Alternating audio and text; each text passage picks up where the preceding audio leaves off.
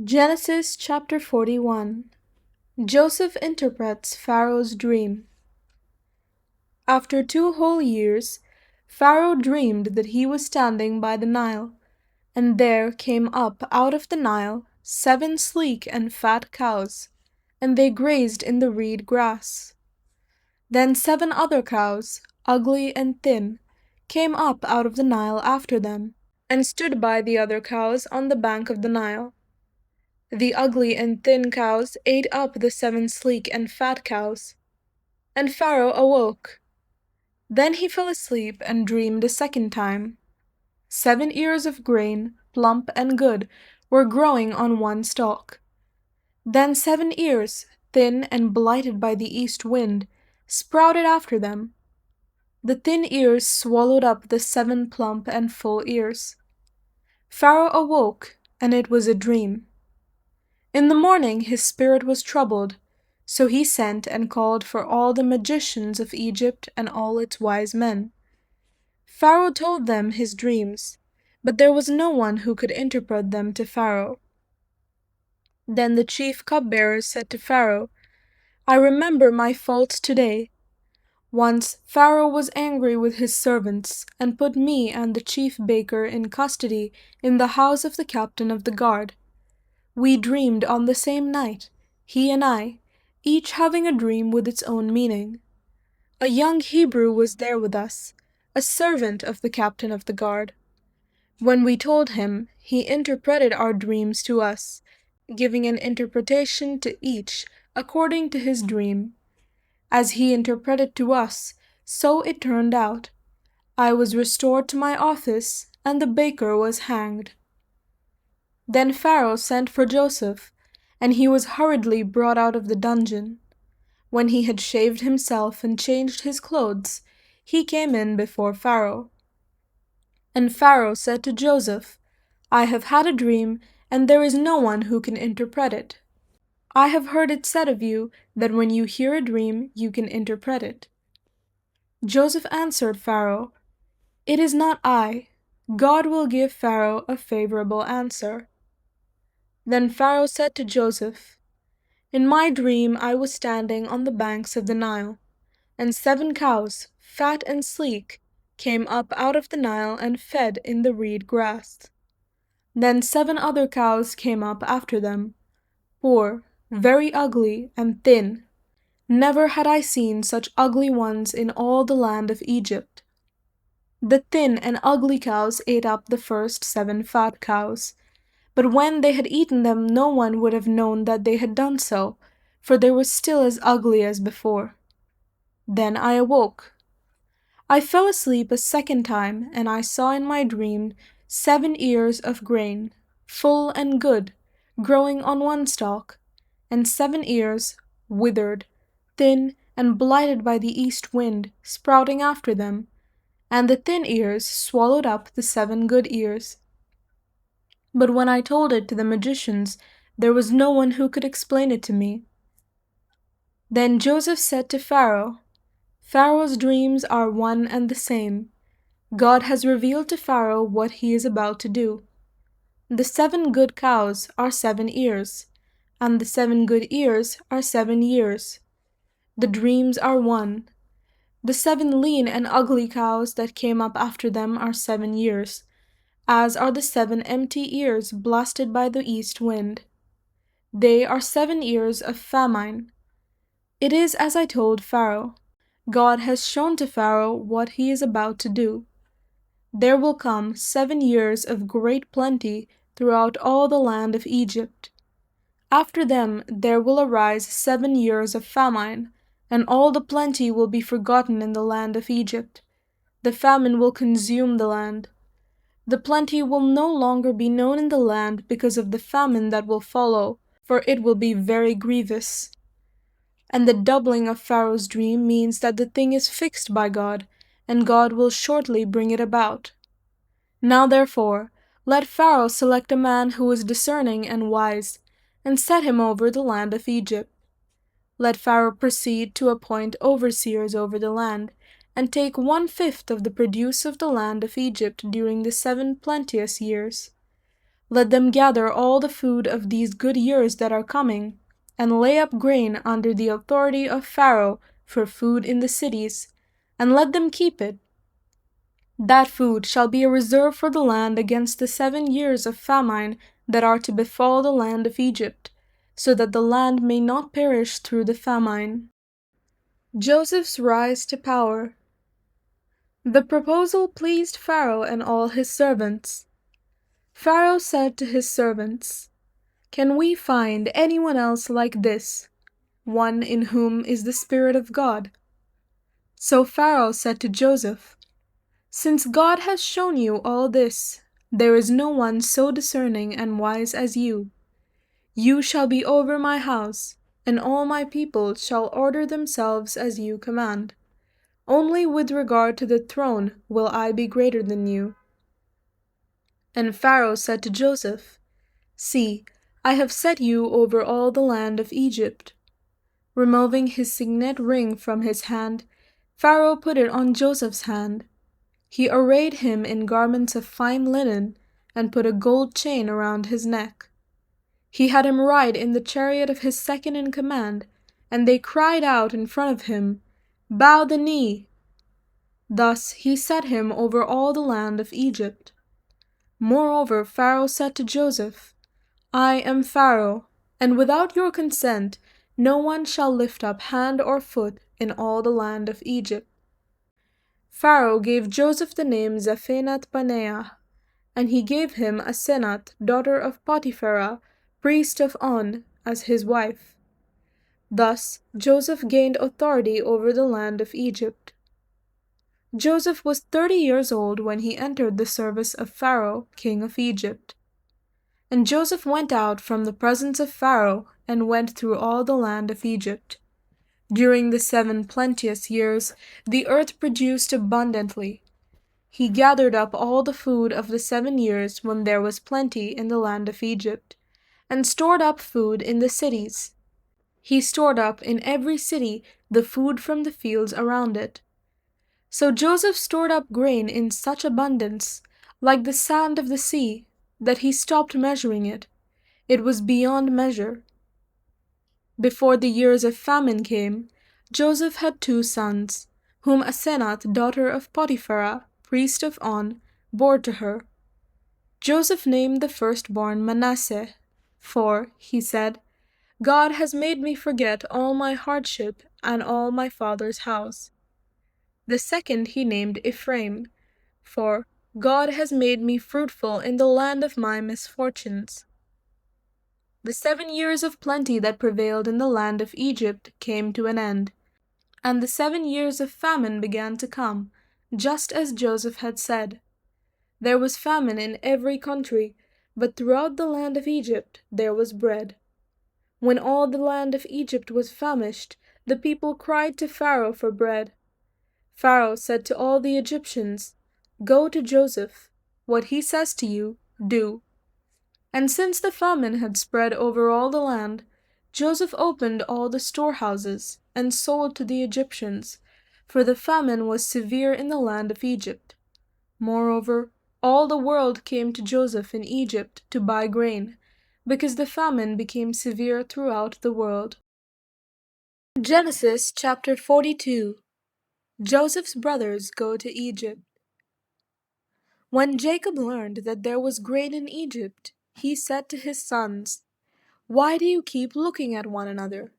I have heard," he said, "that there is grain in Egypt. Go down and buy grain for us there, that we may live and not die." So 10 of Joseph's brothers went down to buy grain in Egypt. But Jacob did not send Joseph's brother Benjamin with his brothers, for he feared that harm might come to him. Thus the sons of Israel were among the other people who came to buy grain, for the famine had reached the land of Canaan. Now Joseph was governor over the land. It was he who sold to all the people of the land. And Joseph's brothers came and bowed themselves before him with their faces to the ground. When Joseph saw his brothers, he recognized them, but he treated them like strangers and spoke harshly to them. "Where do you come from?" he said. They said, "From the land of Canaan, to buy food."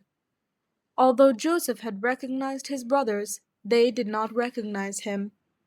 Joseph also remembered the dreams that he had dreamed about them. He said to them, "You are spies. You have come to see the nakedness of the land." They said to him, "No, my lord. Your servants have come to buy food. We are all sons of one man. We are honest men.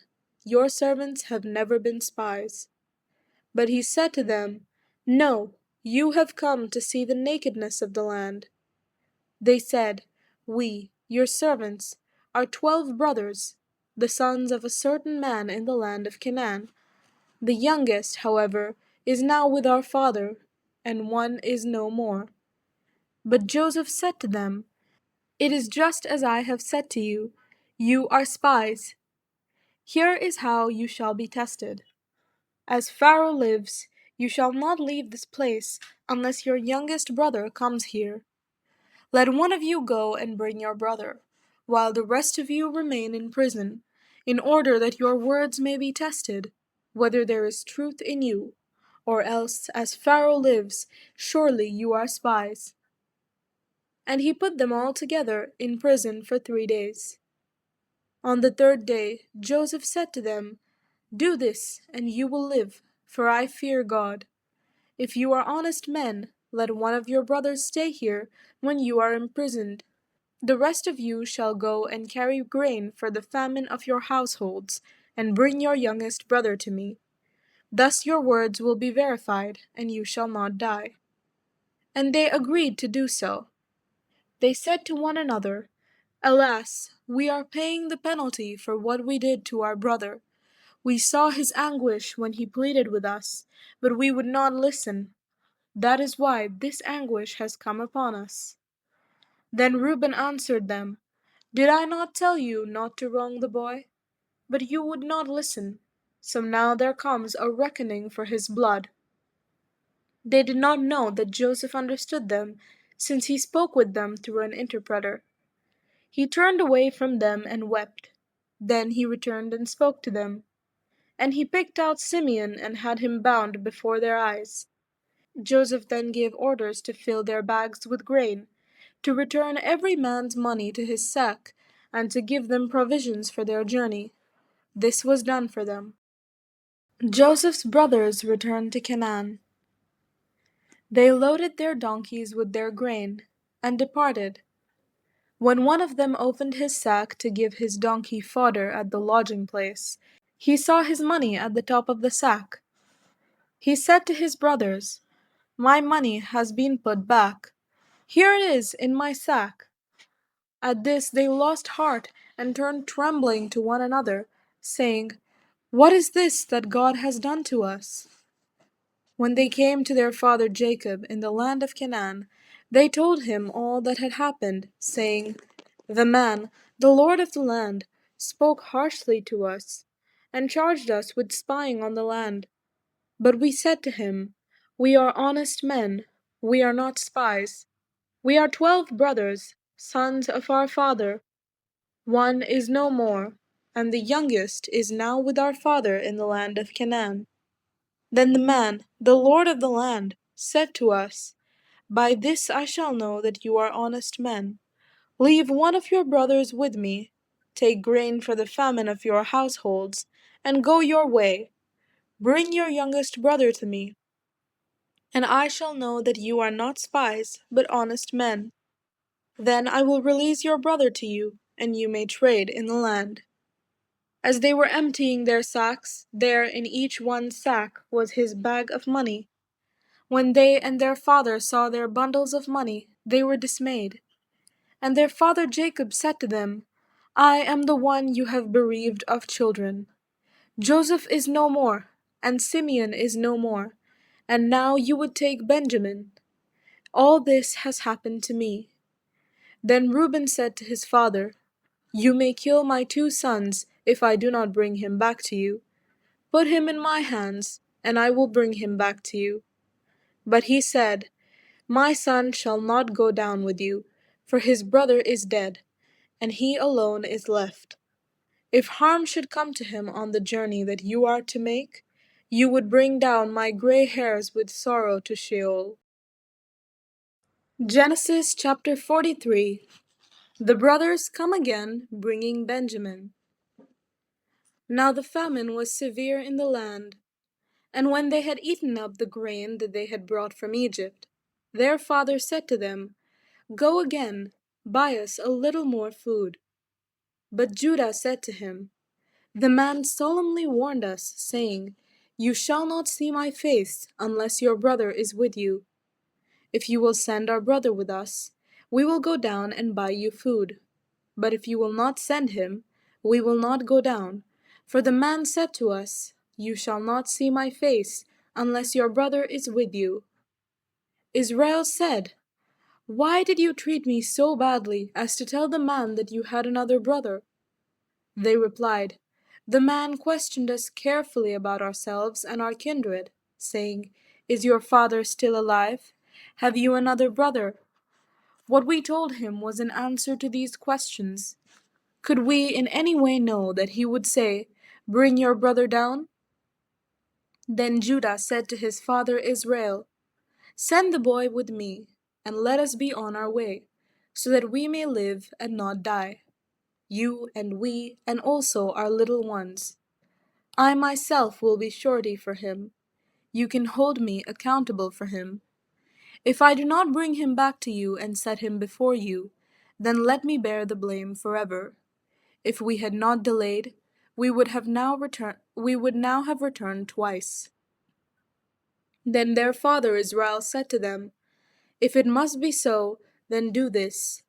Take some of the choice fruits of the land in your bags, and carry them down as a present to the man, a little balm and a little honey, gum, resin, pistachio nuts, and almonds. Take double the money with you. Carry back with you the money that was returned in the top of your sacks. Perhaps it was an oversight. Take your brother also, and be on your way again to the man. May God Almighty grant you mercy before the man, so that he may send back your other brother and Benjamin. As for me, if I am bereaved of my children, I am bereaved. So the men took the present, and they took double the money with them, as well as Benjamin.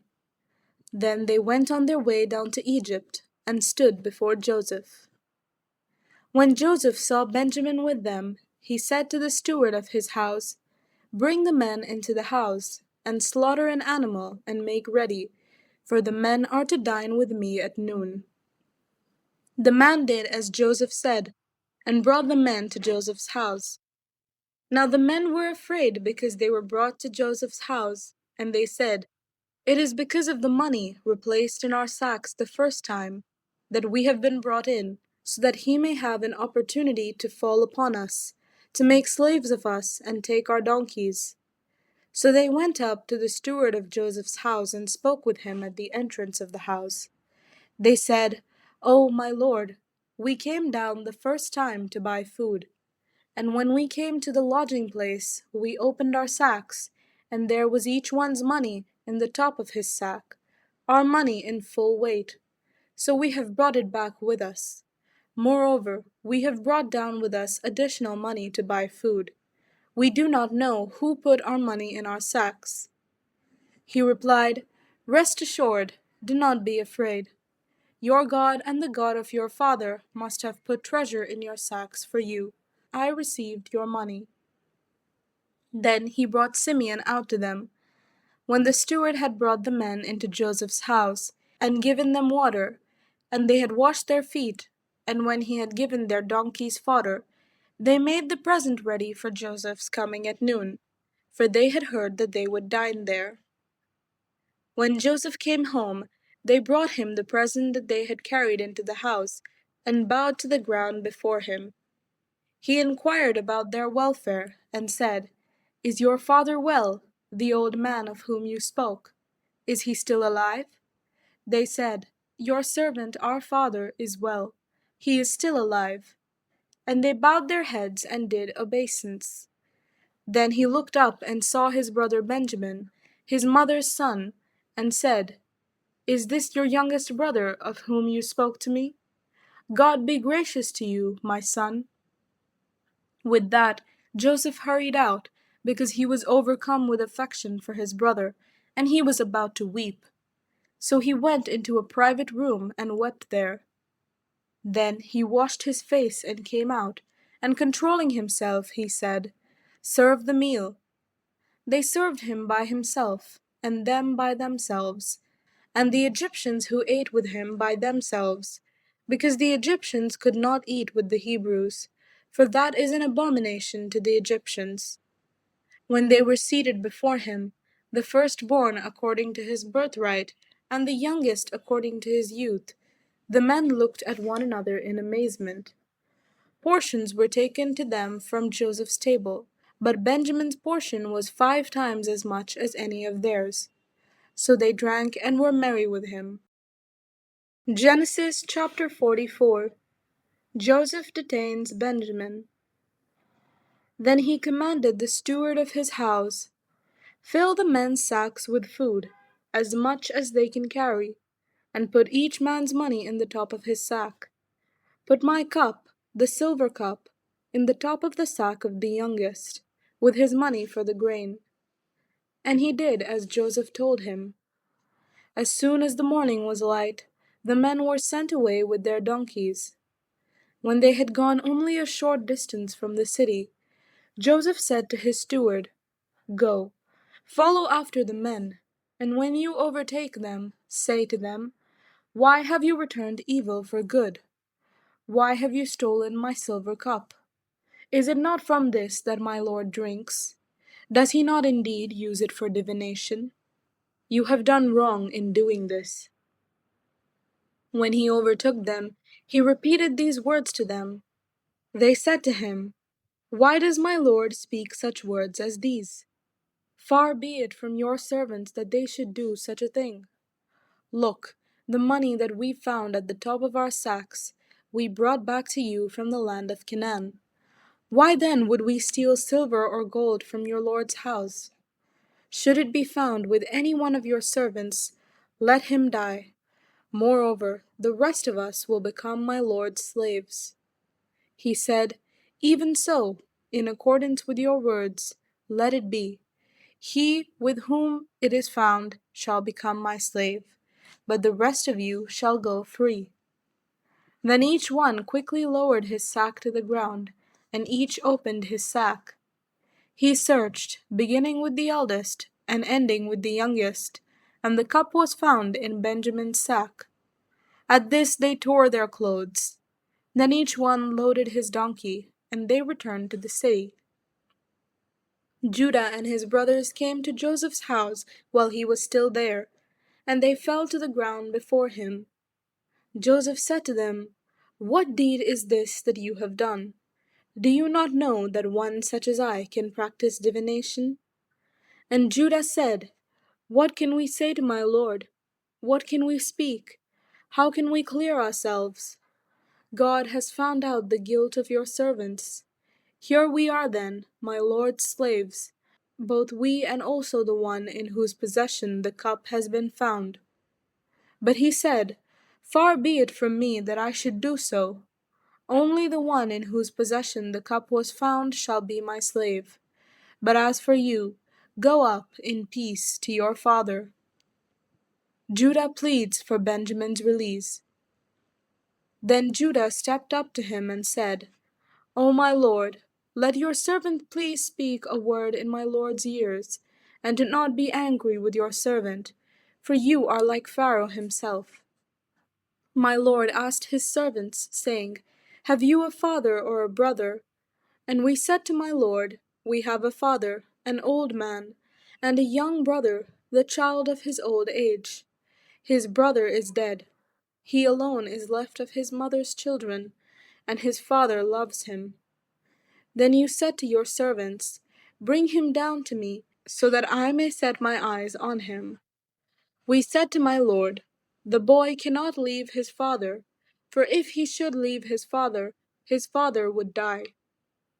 Then you said to your servants, unless your youngest brother comes down with you, you shall see my face no more. When we went back to your servant, my father, we told him the words of my lord. And when our father said, go again, buy us a little food, we said, we cannot go down. Only if our youngest brother goes with us will we go down. For we cannot see the man's face unless our youngest brother is with us. Then your servant my father said to us, you know that my wife bore me 2 sons. One left me, and I said, surely he has been torn to pieces, and I have never seen him since. If you take this one also from me, and harm comes to him, you will bring down my gray hairs in sorrow to Sheol. Now therefore, when I come to your servant my father, and the boy is not with us, then, as his life is bound up in the boy's life, when he sees that the boy is not with us, he will die. And your servants will bring down the gray hairs of your servant our father with sorrow to Sheol. For your servant became surety for the boy to my father, saying, if I do not bring him back to you, then I will bear the blame in the sight of my father all my life. Now therefore, please let your servant remain as a slave to my lord in place of the boy, and let the boy go back with his brothers. For how can I go back to my father if the boy is not with me? I fear to see the suffering that would come upon my father. Genesis chapter 45. Joseph reveals himself to his brothers. Then Joseph could no longer control himself before all those who stood by him, and he cried out, send everyone away from me. So no one stayed with him when Joseph made himself known to his brothers. And he wept so loudly that the Egyptians heard it, and the household of Pharaoh heard it. Joseph said to his brothers, I am Joseph. Is my father still alive? But his brothers could not answer him, so dismayed were they at his presence. Then Joseph said to his brothers, come closer to me. And they came closer. And he said, I am your brother Joseph, whom you sold into Egypt. And now do not be distressed or angry with yourselves, because you sold me here, for God sent me before you to preserve life. For the famine has been in the land these 2 years, and there are 5 more years in which there will be neither plowing nor harvest. God sent me before you to preserve for you a remnant on earth, and to keep alive for you many survivors. So it was not you who sent me here, but God. He has made me a father to Pharaoh, and lord of all his house, and ruler over all the land of Egypt. Hurry and go up to my father and say to him, thus says your son Joseph, God has made me lord of all Egypt. Come down to me, do not delay. You shall settle in the land of Goshen, and you shall be near me, you and your children's children, as well as your flocks, your herds, and all that you have. I will provide for you there, since there are 5 more years of famine to come, so that you and your household, and all that you have, will not come to poverty. And now your eyes and the eyes of my brother Benjamin see that it is my own mouth that speaks to you. You must tell my father how greatly I am honored in Egypt, and all that you have seen. Hurry and bring my father down here. Then he fell upon his brother Benjamin's neck and wept, while Benjamin wept upon his neck. And he kissed all his brothers and wept upon them, and after that his brothers talked with him. When the report was heard in Pharaoh's house, Joseph's brothers have come, Pharaoh and his servants were pleased. Pharaoh said to Joseph, say to your brothers, do this, load your animals and go back to the land of Canaan. Take your father and your households and come to me, so that I may give you the best of the land of Egypt, and you may enjoy the fat of the land. You are further charged to say, do this, take wagons from the land of Egypt for your little ones and for your wives, and bring your father and come. Give no thought to your possessions, for the best of all the land of Egypt is yours." The sons of Israel did so. Joseph gave them wagons according to the instruction of Pharaoh, and he gave them provisions for the journey. To each one of them he gave a set of garments. But to Benjamin he gave 300 pieces of silver and 5 sets of garments. To his father he sent the following: 10 donkeys loaded with the good things of Egypt, and 10 female donkeys loaded with grain, bread, and provision for his father on the journey. Then he sent his brothers on their way, and as they were leaving he said to them, "Do not quarrel along the way." So they went up out of Egypt and came to their father Jacob in the land of Canaan. And they told him, "Joseph is still alive. He is even ruler over all the land of Egypt." He was stunned. He could not believe them. But when they told him all the words of Joseph that he had said to them, and when he saw the wagons that Joseph had sent to carry him, the spirit of their father Jacob revived. Israel said, "Enough! My son Joseph is still alive. I must go and see him before I die." Psalm 25. Prayer for guidance and for deliverance. Of David. To you, O Lord, I lift up my soul. O my God, in you I trust. Do not let me be put to shame. Do not let my enemies exult over me. Do not let those who wait for you be put to shame. Let them be ashamed who are wantonly treacherous. Make me to know your ways, O Lord. Teach me your paths. Lead me in your truth, and teach me, for you are the God of my salvation.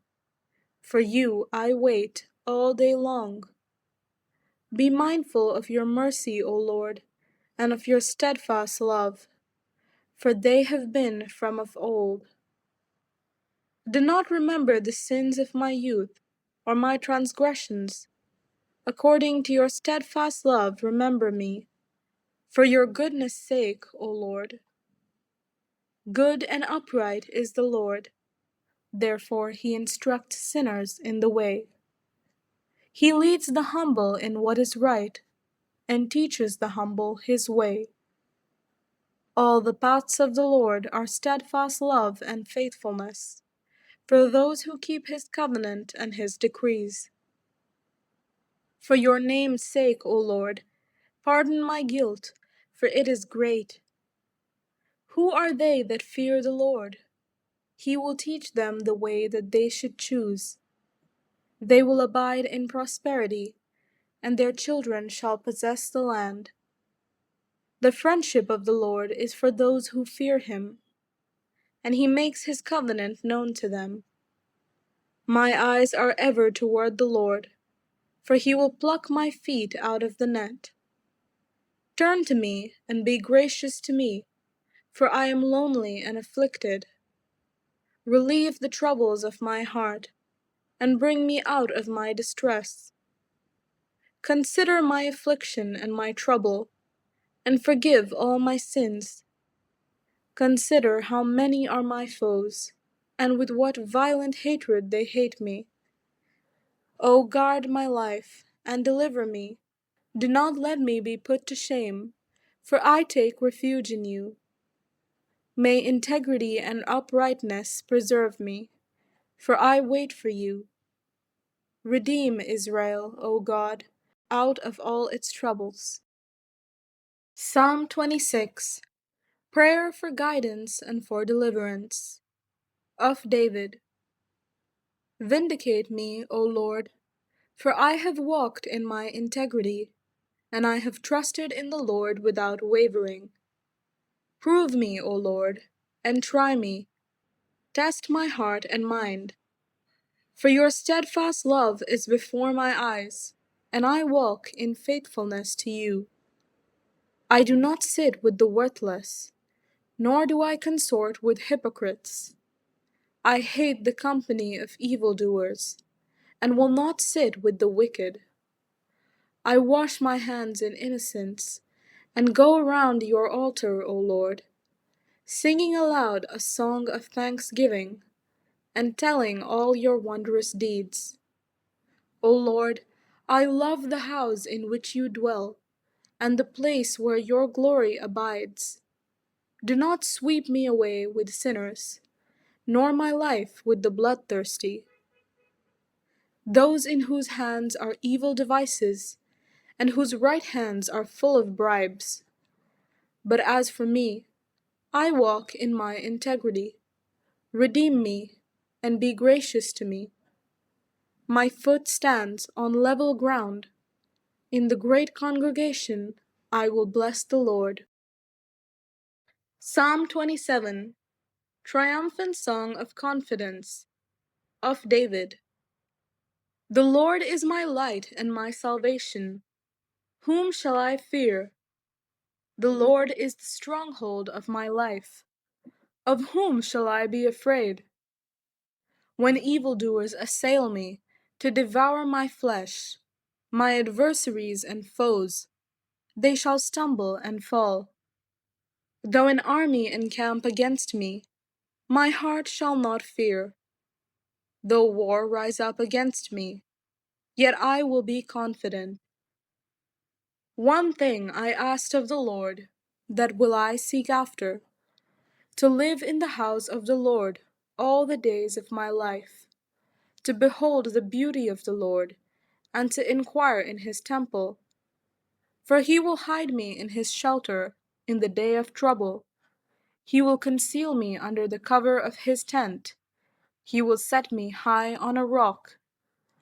Now my head is lifted up above my enemies all around me, and I will offer in his tent sacrifices with shouts of joy.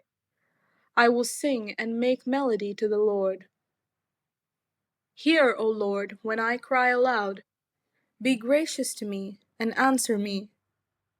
Come, my heart says, seek his face. Your face, O Lord, do I seek. Do not hide your face from me. Do not turn your servant away in anger, you who have been my help. Do not cast me off. Do not forsake me, O God of my salvation. If my father and mother forsake me, the Lord will take me up. Teach me your way, O Lord, and lead me on a level path, because of my enemies.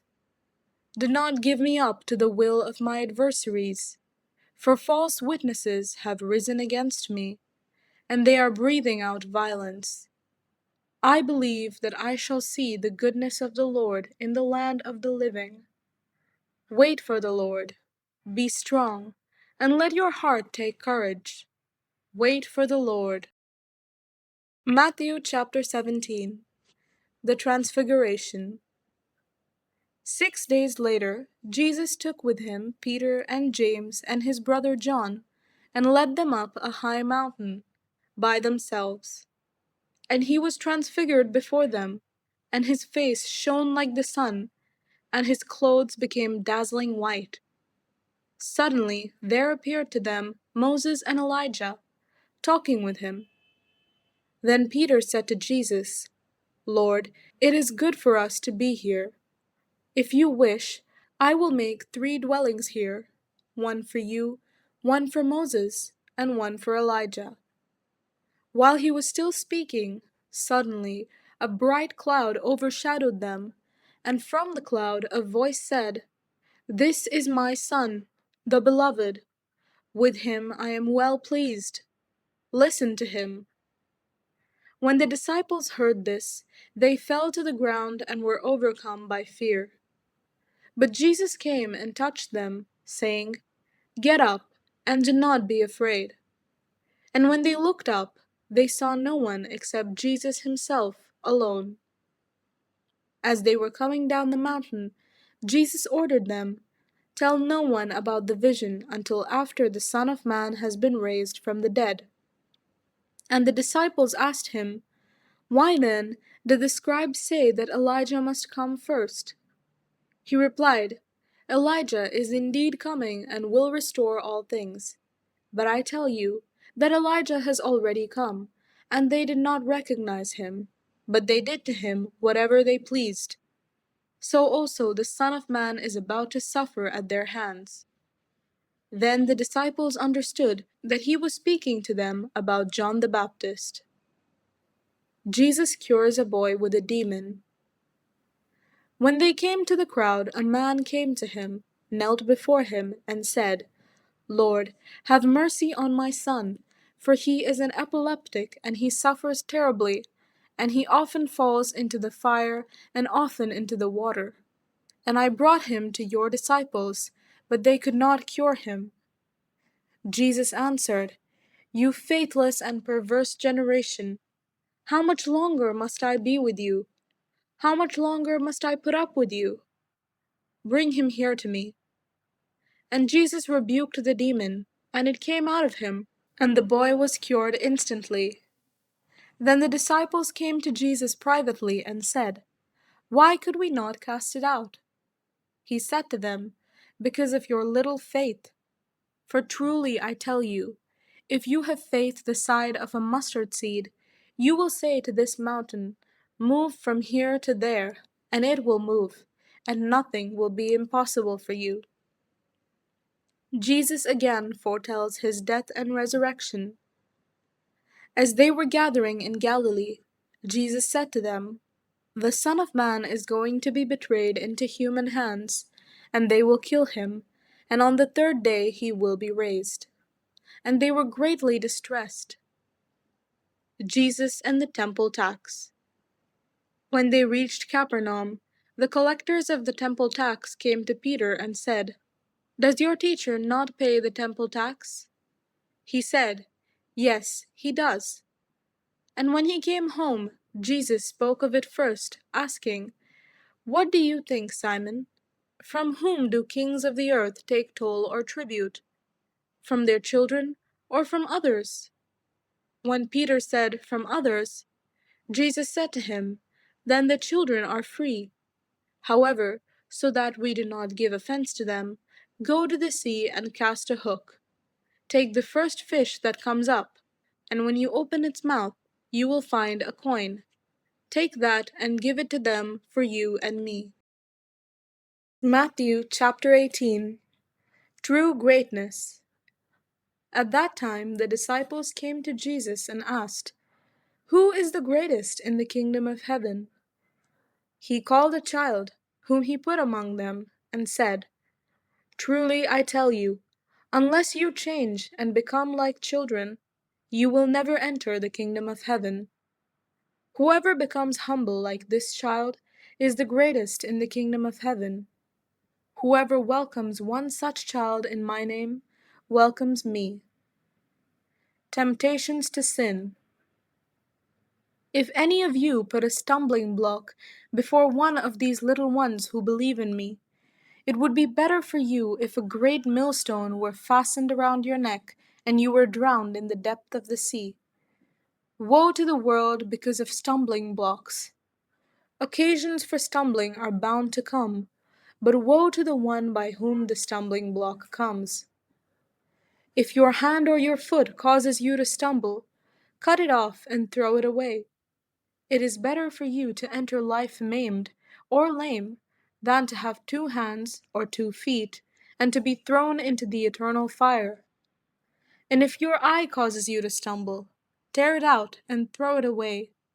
It is better for you to enter life with 1 eye than to have 2 eyes and to be thrown into the hell of fire.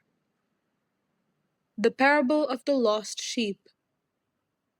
Take care that you do not despise one of these little ones, for, I tell you, in heaven their angels continually see the face of my Father in heaven. What do you think?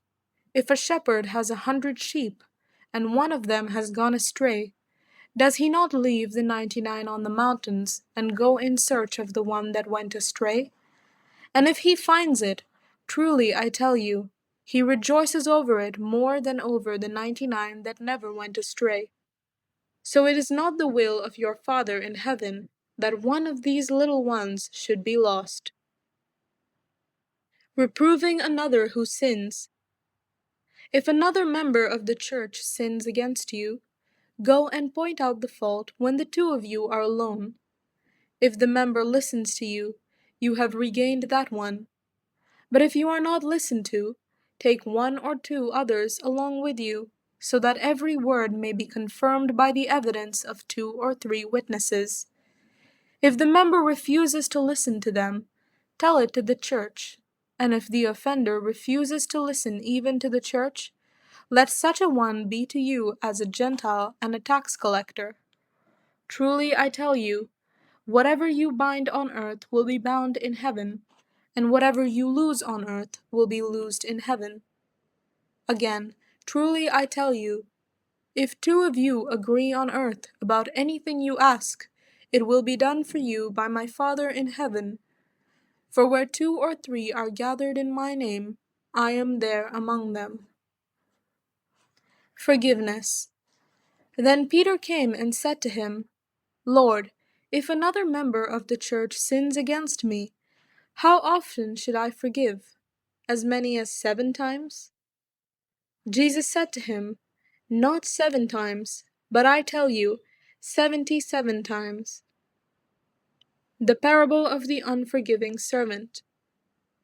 For this reason the kingdom of heaven may be compared to a king who wished to settle accounts with his slaves.